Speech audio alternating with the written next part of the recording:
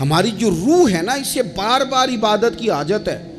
آج لوگ ڈپریشن اور ٹینشن کے مریض ہو کے جاتے ہیں نفسیات کے ڈاکٹر کے پاس، وہ کہتا ہے مراقبہ کرو، تھوڑی دیر اکیلے بیٹھو، سو جاؤ، یہ والا کام کرو، آنکھیں بند کرو، فلاں کرو، دیر تک میں تمہیں بتاتا ہوں، دیکھنا سکون ہو جائے گا۔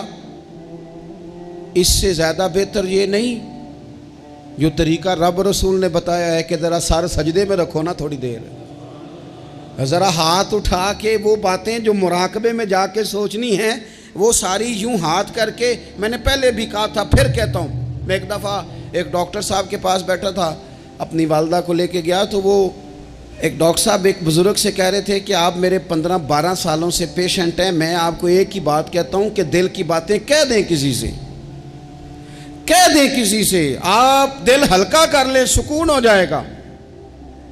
تو وہ کہنے لگے ڈاکٹر صاحب نہیں کچھ گلاں کنوں دسیے، پردے ہوندے نے، کچھ نجی اور ذاتی باتیں ہیں کس سے کہیں؟ تو میں نے کہا جی میں ڈاکٹر تو نہیں ہوں لیکن طالب علم ہوں دین کا، اگر آپ اجازت دیں تو کسی کے بیچ میں بولنا تو نہیں چاہیے، تو میں بات ایک کر لوں۔ کہنے لگے کر لیں۔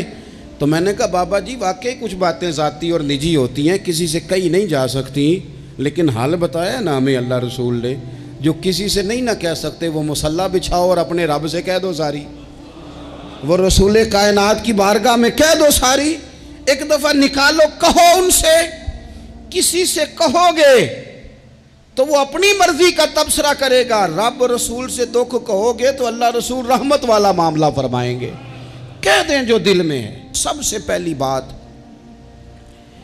اہل بیت نبوت کے اندر جو آپ کو ملے گی وہ اللہ تعالیٰ کی عبادت ہے،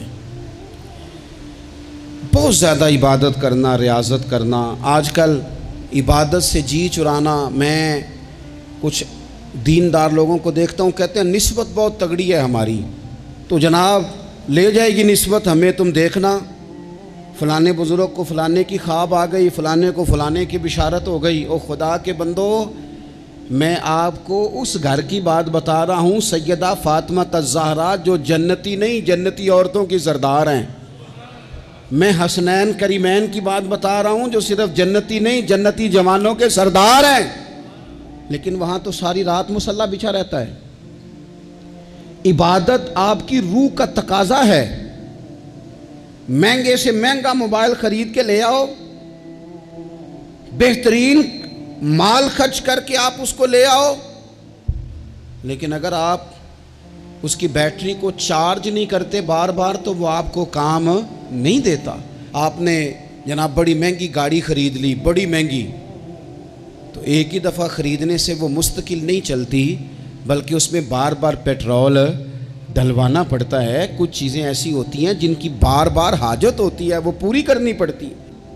ساری رات سیدہ فاطمہ الزہرا رضی اللہ تعالیٰ عنہ نفل پڑھتی تھی، ساری رات، گھر کے سارے کام کرنے، ہاتھوں پہ چھالے پڑ جائیں گے۔ آج کسی غریب ترین آدمی کی بیٹی بھی اتنا کام نہیں کرتی کہ چھالے پڑ جائیں، حالانکہ دکھ پھر بھی بڑے زیادہ ہیں۔ آپ جس سے بھی کہیں گے وہ کہیں گے بیٹی بڑی تکلیف میں ہے، روتی بڑا ہے، لیکن اتنی مشقت کوئی بھی نہیں کرتی۔ اتنی محنت کے باوجود رات کو عبادت ہے، تقویٰ ہے۔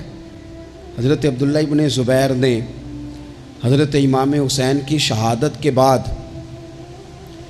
جب خطاب کیا تو اہل کوفہ کے وہ لوگ جو تلواریں لے کے نکلے تھے، آپ ان سے فرمانے لگے کوفیو تم نے پتہ ہے کس شخص کو قتل کیا ہے؟ میں حسین ابن علی کو جانتا ہوں، میں نے اپنی آنکھوں سے دیکھا ہے۔ یہ ذرا حضرت عبداللہ ابن زبیر کے جملے ہیں۔ فرمانے لگے میں نے انہیں دیکھا ہے، وہ لمبے لمبے سجدے کرتے تھے، وہ لمبا رکوع کرتے تھے، لمبا قیام کرتے تھے، وہ اکثر نفلی روزے رکھتے تھے۔ کثرت سے عبادت اہل بیت کا طریقہ ہے۔ کچھ سجدوں کا ذوق بنائیں، کچھ مزاج بنائیں عبادات کا۔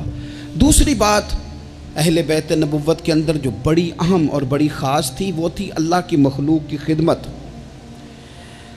ہمارے ہاں کچھ لوگ دعائیں مانگتے ہیں پہلے، یا اللہ مجھے عطا کر، میں بڑا تیرے بندوں پہ نثار کروں گا، میں بڑا قربان کروں گا، میں بڑا دوں گا، لیکن پھر جیسے ہی ان کے پاس مال آتا ہے ان کے خرچے بھی زیادہ ہو جاتے ہیں۔ اللہ نے وسعت دے دی ہے، بڑا مال دیا ہے، گاؤں والے گھر سے شہر والے گھر آ گئے، اب مال تو اور زیادہ ہے، کہاں خرچ کریں؟ تو ٹھیک ہے، امام حسین فرمایا کرتے تھے ایک لمحے کے لیے، یہ سنو میرے امام کا قول، فرمایا کرتے تھے ایک لمحے کے لیے کسی غریب کی مدد کر، اللہ پورا مہینہ نفلی اعتکاف بیٹھنے سے تجھے زیادہ ثواب عطا فرمائے گا۔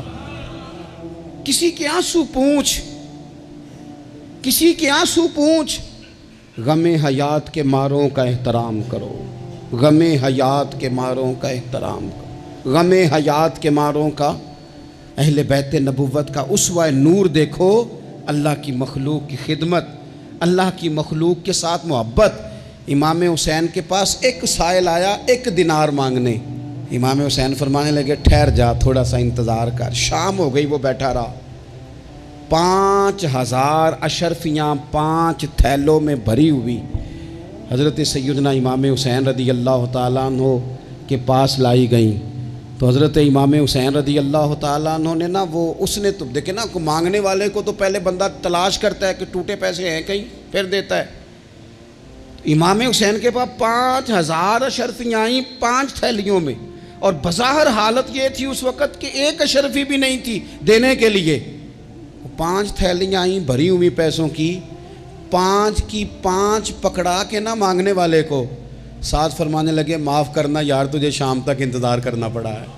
یہ دیکھو خود بھیک دیں، خود ہی کہیں منگتے کا بھلا ہو، یار ذرا معاف کرنا، تجھے شام تک انتظار کرنا پڑا۔ وہ جو مزاج ہے سخاوت کا، وہ جو انداز ہے سخاوت کا، اور یہ جو حضور سے انہوں نے لیا تھا نا۔ ایک دفعہ نا حضرت فاطمہ الزہرا رضی اللہ تعالیٰ عنہ اپنے دونوں شہزادوں کو لے کے نا تو نبی پاک کی بارگاہ میں گئیں۔ آتے ہیں نا بہت سارے نواسے آتے ہیں، کئی دفعہ ان کے ابا جی بھیجتے ہیں، کہتے ہیں لے جاؤ اپنی ماں کو تے نانے نوا کو حصہ دے وے تہاڈا۔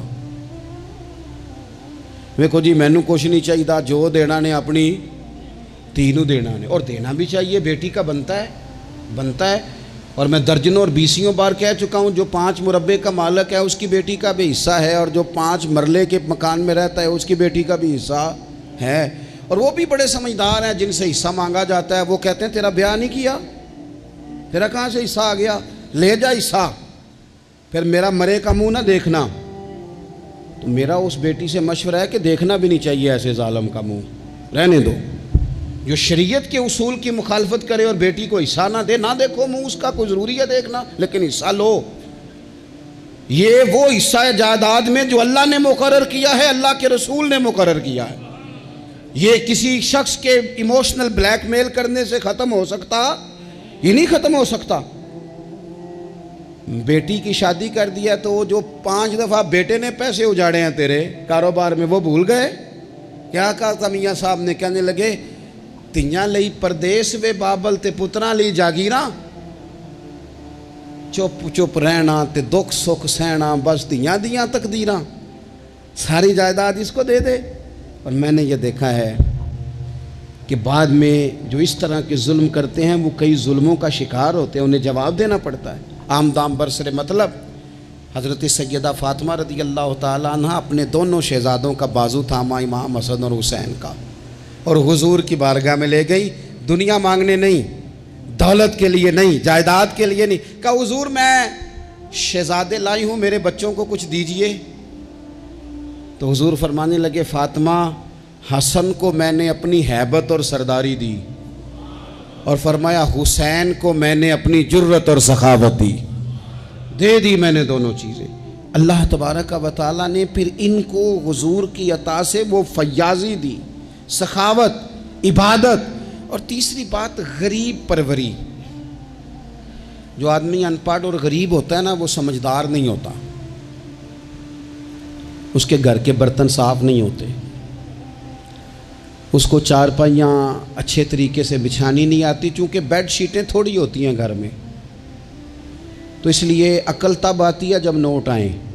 بے وقوفاں دے نوکر ویکھے دانش مند سیانے، یہ مطلب گاڑی گھر میں آ جائے تو چھوٹے چھوٹے بچوں کو بھی چلانی آ جاتی ہے۔ جس گھر میں موٹر سائیکل ہو بچوں کو سیکھنی نہیں پڑتی، لیکن اگر شے ہی کوئی نہ ہو، میں کسی شخص سے بیزار نہیں ہو سکتا، کیونکہ ایک ذرہ بھی تو بیکار نہیں ہو سکتا۔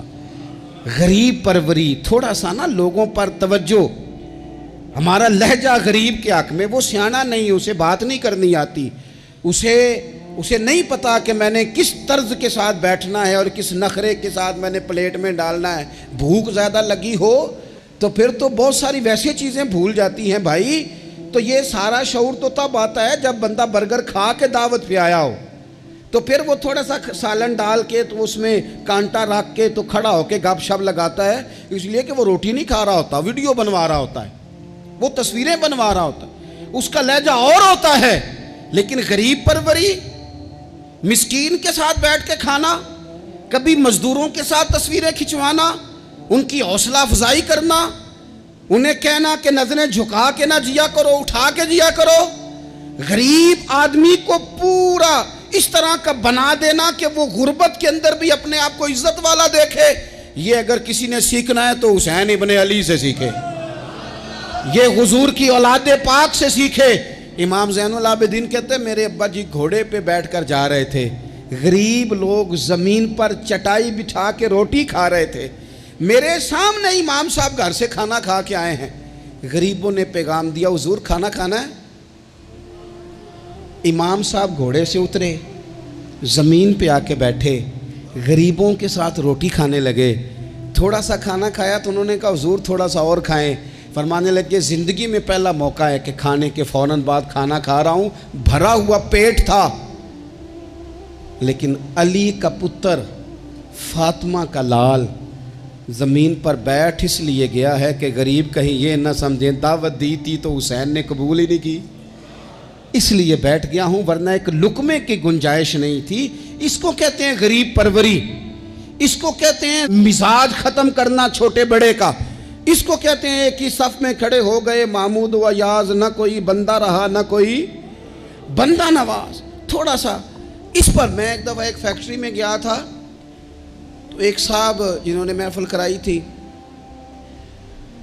وہ ہمارے میزبان تھے، تو جو آدمی کھانا لے کے آ رہا تھا رکھ رہا تھا نا، تو وہ بیچارہ بعض اوقات ایک ہی بات سوار ہو جاتی، بار بار ایک ہی بات کرتا تھا، کہتا تھا پیر صاحب ساڑھے مالک بڑے چنگے جے ساڑھے نال بہ کے روٹی کھاندے نے، ساڑھے مالک بڑے چنگے جے ساڑھے، اس کے ذہن پر یہ بات سوار تھی، حالانکہ کون سی کوئی بڑی بات ہے، لیکن وہ ایک ہی بات بار بار دہرائے جا رہا تھا، پانی رکھ کے گیا، ٹیبل صاف کر کے گیا، کھانا دیکھ، ایک ہی بات، جی تے سارے دے نال بہ کے روٹی کھاندے جے۔ تو میں سوچ رہا تھا کہ یار یہ کس طرح کا بندہ ہے، اس نے کام تو چھوٹا سا کیا ہے لیکن اس بندے کے جذبات ہیں، اب پتہ نہیں اس غریب آدمی کے جذبات کی وجہ سے رب اس کے رزق میں کتنی کو برکت پیدا کر دے گا، کتنا کو فضل ہو جائے گا، یہ جذباتی ہو گیا ہے، شوق کے ساتھ بات کر رہا ہے۔ تو یہ اہل بیت نبوت کا طریقہ ہے۔ پھر اس سے اگلی بات اہل بیت نبوت کے طریقے میں آپ کو ملے گی کہ سادگی، عاجزی، انکساری، بالکل مختصر سے اللہ کی عطا پر بھی بہت زیادہ، حالانکہ ان پر تو بڑی عطائیں تھیں، لیکن مختصر سی خواہشات، کھجور کی چھال کی بنے ہوئے ٹوپی پہن کے حضرت مولا علی شیر خدا رضی اللہ تعالی عنہ نماز پڑھ لیتے تھے، اور اونٹ کے بالوں کی بنی ہوئی چادر اوڑی ہے، اونٹ کے بالوں کی بنی ہوئی، اور سیدہ فاطمہ چکی پیس رہی ہیں، کنز المال میں موجود ہے۔ نبی پاک علیہ السلام نے انہیں دیکھا، ہلکے سے آنسو حضور کی آنکھ میں آئے اور 2 جملوں میں بات ختم کر دی، فرمایا فاطمہ زندگی میں اسی پر گزارا کر، اللہ جنت میں ساری نعمتیں تیرے لیے دروازے کھول دے گا، اسی پہ گزارا کر۔ سادگی، حضرت امام حسن کے کپڑوں کو پیوند لگے ہوئے ہوتے تھے، اپنے بود و باش جب بندہ بہت مہنگی کر لیتا ہے تو اس کا اپنا خرچہ بڑا بڑھ جاتا ہے، اس نے کرنا کرانا کیا ہوتا ہے۔ اور اس سے اگلی بات یہ تھی کہ جذبہ جہاد بہت زیادہ تھا۔ پھر کہتا ہوں اتنی ساری ویڈیوز آئیں، او جی بچہ رو پڑا جی بکرا ذبح ہو رہا تھا، تو یہ تو پریشانی والا مقام ہے، جو بچہ بکرے کے ذبح ہونے پہ روتا ہے یہ جہاد کیسے کرے گا؟ اندر سے اٹھ کے دروازہ بند کرتی ہے اماں، کہتی ہے پتر دروازے پہ نا فلانا بندہ گلی میں ظلم کر رہا ہے، باہر نہیں جانا، ہماری کوئی لڑائی ہے، ہم نے نہیں، بالکل تو باہر، تو نے نہیں نکلنا باہر، یعنی ظلم ہوتا ہے تو ہوتا رہے، جبر ہوتا ہے تو ہوتا رہے۔ حضرت عثمان غنی رضی اللہ تعالیٰ عنہ کے خلاف بلوانیوں نے حملہ کیا اور حضرت عثمان کے گھر کو گھیر لیا، لوگ تو اولاد کو بچا بچا کے رکھتے ہیں نا، باہر نہیں جانا، باہر نہیں جانا، لیکن حضرت مولا علی شیر خدا اپنے بچوں کو ہر جہاد میں پہلے لے کے جاتے تھے۔ حضرت علی کے زمانے میں بھی جتنی جنگیں ہوئی اپنے شہزادے پہلی صف میں۔ حضرت مولا علی نے ایک تلوار امام حسن کو پکڑائی، ایک امام حسین کو پکڑائی، حضرت عثمان کے دروازے پہ کھڑا کر کے کہا پتر خبردار، عثمان صحابی رسول ہیں، تمہارے خالو ہیں، کوئی سیدنا عثمان کا دروازہ نہ پھلانگنے کی جرت کرے، قربان جائیں۔ دو شہزادے تلوار لیے، حالات بڑے خراب تھے اس وقت، بلوائی مصر کے مدینے پر چڑھائی کیے ہوئے تھے، حضرت عثمان کا گھر گھیرے میں تھا، لیکن ان کی جرت نہیں ہوئی حضرت عثمان کا دروازہ کراس کرنے کی۔ کیوں؟ کہ ایک کونے پہ تلوار لے کے امام حسن کھڑے تھے اور دوسرے پہ امام حسین کھڑے تھے۔ بچوں کو جب اے سی والے کمرے میں پوری طرح بند کر دے نا والد، اور انہیں کہ اچھا برگر کھانا ہے، 4 منگوا لو برگر، فلانی جگہ جانا ہے، بیٹا نہیں ضرور جانا چاہیے، کوئی انجوائمنٹ مس نہیں کرنی، پھر آپ بچوں سے توقع کرتے ہیں وہ محنت کریں گے، آگے بڑھیں گے، یہ کیسے ہو سکتا ہے؟ نامی کوئی بغیر مشقت نہیں ہوا، 100 بار جب عقیق کٹا تب جا کر ننگی ہوا۔ مشقت کرنی پڑتی ہے، محنت کرنی پڑتی ہے، جد و جہد کرنی پڑتی۔ تو جذبہ جہاد بہت زیادہ تھا، اور جس چیز کی ہمیں بڑی زیادہ ضرورت ہے، بڑی زیادہ، وہ ہے صبر اور استقامت۔ ان الذین قالوا ربنا اللہ ثم استقاموا فلا خوف علیہم ولا هم یحزنون۔ رب فرماتے ہیں جن لوگوں نے کہا اللہ ہمارا رب ہے، پھر وہ ڈٹ گئے، انہیں نہ کوئی خوف ہوگا نہ وہ غمگین ہوں گے۔ ہمارے پاس سارا کچھ ہے، صبر اور استقامت نہیں۔ ایک پورا دن نہیں بھوکے گزار سکتے ہم لوگ۔ ایک ذرا سی ٹینشن آتی ہے، ایک ٹینشن تو لوگوں کو میں نے دیکھا ہے کہ زندگی کی ساری خوشیاں داؤ پہ لگا دیتے ہیں۔ ہمیں بالکل صبر کرنا نہیں آتا۔ 100 سے زیادہ مرتبہ کم و بیش قرآن پاک نے صبر کا حکم دیا ہے، بار بار کہا صبر کرو، صبر کرو، صبر کرو۔ ہے ہی نہیں، مزاج ہی نہیں، تڑپتے، لڑتے، ناراض ہوتے، بگڑتے، پریشان ہوتے، جلد باز لوگ۔ ایک عجیب سی معاشرے کے اندر کھینچا تانی ہے، چونکہ حوصلہ نہیں، صبر نہیں، استقامت نہیں۔ ایک بندہ آج ایک فیصلہ کرتا ہے، سویرے وہ فیصلہ بدل دیتا ہے۔ کل وہ کسی کے بارے میں کچھ اور کہہ رہا تھا، آج کچھ اور کہہ رہا ہے۔ ہمارے مزاجوں میں استقامت نہیں، ٹھہراؤ نہیں، ہمیں ٹھہرنا نہیں آتا۔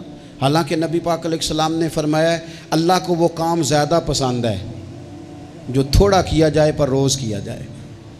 پتھر پہ پانی پڑے متصل تو بے شبہ گھس جائے پتھر کی سل۔ پتھر میں کبھی کوئی چیز سوراخ نہیں کر سکتی، اور پانی تو سوراخ کر ہی نہیں سکتا۔ نوجوانوں، پانی پتھر میں سوراخ، لیکن اگر پانی ہو مستقل مزاج اور ایک ایک قطرہ گرتا ہی رہے، گرتا ہی رہے، گرتا ہی رہے، گرتا ہی رہے، تو دیکھ لینا تم نے فرش لگوایا ہوتا ہے، سیمنٹ اور بجری ڈالی ہوتی ہے، پر اگر مستقل گرے تو پتھروں میں بھی پانی سوراخ کاری دیتا ہے۔ شرط یہ ہے کہ مستقل مزاجی ہو۔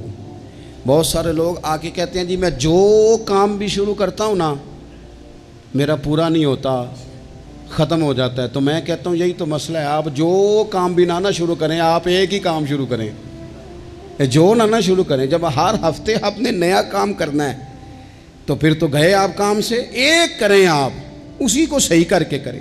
استقامت فی الدین، صبر۔ حالات میرے اور آپ کے ٹھیک کرنے سے کبھی ٹھیک نہیں ہوتے۔ ایک دفعہ بہت زیادہ آزمائش تھی، ایک دوست پر، وہ بڑے پریشان تھے، تو ہمارے بزرگوں کے پاس بیٹھے تھے، تو بڑی وہ بے چینی کا مظاہرہ کر رہے تھے کہ حضور کیا کروں، کدھر جاؤں، فلاں مسئلہ ہو گیا۔ تو بزرگوں نے بڑی عجیب، بڑی خوبصورت، بڑی انوکھی بات کی، کہنے لگے پتر جلد بازی کرنے سے روزہ جلدی نہیں کھلتا، روزہ مغرب کے ٹائم جا کے ہی کھلنا ہے۔ اگر جلد بازی کرو گے بھی تو اس نے کھلنا مغرب کے ٹائم ہی ہے۔ فرمانے لگے حالات خراب ہو گئے ہیں، بہت بے صبری کرنے سے، بہت رونے سے، بہت لوگوں کو بتانے سے، بہت واہ ویلا کرنے سے یہ ٹھیک نہیں ہوں گے، الٹا لوگ تمہارا تماشا دیکھیں گے۔ بہتر یہ ہے کہ تم صبر کرو، انتظار کرو، استقامت کے ساتھ ڈٹ جاؤ۔ شرط کیا ہے زندگی میں؟ صرف شرط ایک ہے کہ آپ اپنے ضمیر سے پوچھ لیں کہ آپ سچے ہیں کہ جھوٹے ہیں۔ اگر آپ سچے ہیں تو پھر ذرا صبر کریں، انتظار کریں، حالات ٹھیک ہو ہی جائیں گے۔ 3 دن 3 راتیں، ذمہ داری سے کہہ رہا ہوں، 1 دن اور 1 رات ہمارے گھر روٹی نہ پکے تو پورے گاؤں میں رو رو کے کوئی حال نہیں ہوتا، پورے شہر میں شور مچ جاتا ہے کہ آج جناب سبزی کو پیسے نہیں، حد ہو گئی، اوہو اتنی غربت، اتنی آزمائش۔ 3 دن اور 3 راتیں کربلا کے میدان میں امام حسین کے خیمے میں نہ روٹی تھی نہ پانی تھا، نہ روٹی نہ پانی، لیکن قرآن پاک کی تلاوت 1 منٹ کے لیے بھی بند نہیں ہوئی، نماز قضا نہیں ہوئی۔ کسی طور بھی ان لوگوں نے کسی بے صبری کا مظاہرہ نہیں کیا۔ ان سے صبر سیکھیں، استقامت سیکھیں، تھوڑا سا رکیں، تھوڑا سا انتظار کریں۔ بہت جلدی ہے، بہت جلدی ہے، بہت جناب ہمیں فٹافٹ فلانا کام چاہیے۔ امام حسین نے پورا کنبہ شہید کرا دیا تھا، لیکن یزید 4 سال حکومت پھر بھی کر گیا تھا۔ ارد گرد کے حالات فوری طور پہ تبدیل نہیں ہوئے، لیکن پوری دنیا گھوم کے دیکھ لو، تمہیں کوئی یہ نہیں کہتا ہوا نظر آئے گا کہ میں یزید کی اولاد میں سے ہوں، حالانکہ وہ تو 4 سال حکومت کر گیا تھا۔ حالات، وقت تقاضا رکھتا ہے کہ وہ اپنے ٹائم پہ جا کے چیزیں بدل جایا کرتی ہیں۔ وہ ایک شخص سے کسی نے کہا تھا کہ جناب آپ اتنا زیادہ بات کرتے ہیں، تربیت کی کوشش کرتے ہیں، لوگ اثر تو کرتے نہیں۔ تو انہوں نے بڑی انوکھی بات کی، کہنے لگے میرے بعد مجھے چاہے گا زمانہ سارا اور میرے بعد تحقیق کرے گی دنیا، کب میرے بعد مجھ پر ریسرچ ہوگی، دیکھنا میری ایک ایک بات پر کتابیں لکھی جائیں گی، کیونکہ ہمارے بعد اندھیرا ہی رہے گا محفل میں، بڑے چراغ جلاؤ گے روشنی کے لیے۔ تو ضروری نہیں کہ سویرے، تھوڑا سا زندگی میں حوصلہ، تھوڑا سا صبر، تھوڑی سی استقامت، لیکن شرط یہ ہے کہ آپ سچے ہوں اور مسلسل سفر کر رہے ہوں۔ آپ روک نہ جائیں، بیٹھ نہ جائیں، سپیڈ بریکر دیکھ کے ٹھہر نہ جائیں، مسلسل چلتے رہیں، کوشش کرتے رہیں، انتظار کرتے رہیں۔ ایک وقت آئے گا کہ حالات اور رخ اختیار کر جائیں گے۔ آخر میں پھر ایک بات کرتا ہوں، کوئی سازش نہ کرے، آپ کسی سازش پر توجہ نہ دیں۔ یہ صحابہ اور اہل بیت، یہ ایمان ہے۔ ایمان دل میں جاگزی کیا جاتا ہے، ایمان پر بحث نہیں کی جاتی، یہ ایمان ہے۔ ان کی محبتیں، کچھ لوگوں کی باتیں یاد رہ جاتی ہیں۔ ایک بزرگ نے مجھے بات سنائی، مجھے یاد رہ گئی، پیر سید فیض الحسن شاہ صاحب، آلو مہار شریف والے۔ پیر صاحب عالم بھی بڑے تھے، درویش بھی بڑے تھے، خطیب بھی بڑے تھے۔ تو وہ ایک دن صحابہ اور اہل بیت کا پیار بیان کر رہے تھے، سید تھے، تو مرید ہیں وہ سلسلہ نقشبندیہ سے، چورا شریف کے ساتھ ان کا نسبت کا رشتہ ہے۔ تو نقشبندی اپنا سلسلہ طریقت حضرت صدیق اکبر رضی اللہ تعالیٰ عنہ سے بیان کرتے ہیں۔ تو شاہ صاحب بڑی تقریر کر کے صحابہ اور اہل بیت کی آپس کی بڑی محبت بیان کر کے، رحماء بینہم پر بڑی تقریر کر کے، کیونکہ ان کو بات کرنی آتی تھی تو جوش جذبات میں تڑپ گئے، کہنے لگے سنو بھائی، یہ تو دلائل تھے، اب میں اپنی بات کرتا ہوں۔ کہنے لگے میں سید ہوں، میں پیر ہوں، میرا باپ سید، دادا سید، نانا سید۔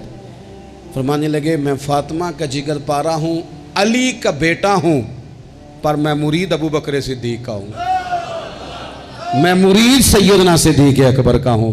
وہ 100 باتوں پہ ایک بات ہی ساری بدل گئی، رنگ ہی تبدیل ہو گیا، نظریات ہی اور ہو گئے، لوگ کسی اور سوچ میں چلے گئے۔ کہنے لگے دیکھو یہ بھی میرا ظرف دیکھو، اور فرمانے لگے میں نے یہ سیکھا ہے حضرت علی سے۔ انہوں نے حضرت ابو بکر صدیق کے مشیر بھی رہے، معاون بھی رہے، اور جناب صدیق اکبر کے پیچھے نمازیں بھی پڑھتے رہے، انہیں اپنا مقتدا اور پیشوا تسلیم کرتے رہے۔ اس لیے یہ تو ہمیں خود سے یہ صرف شرارت کی جاتی ہے، لوگوں کے دلوں کو بے یقین کرو تاکہ وہ اپنے بزرگوں سے فیض نہ پا سکیں۔ ہم نے صحابہ سے بھی فیض لینا ہے اور اہل بیت نبوت سے بھی فیض لینا ہے۔